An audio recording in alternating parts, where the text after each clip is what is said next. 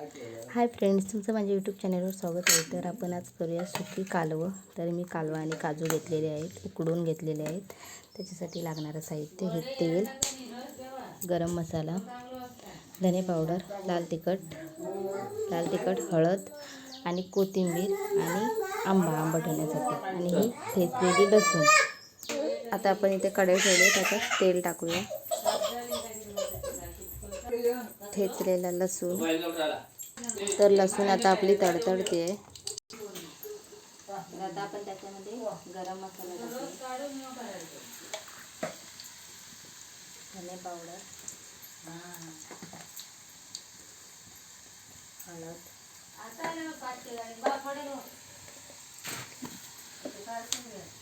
लाल तिखट,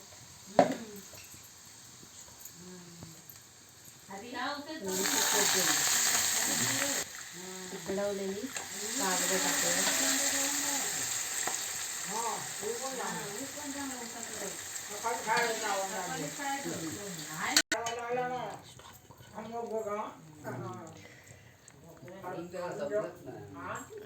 आता चवीपुरतं मीठ टाकूया.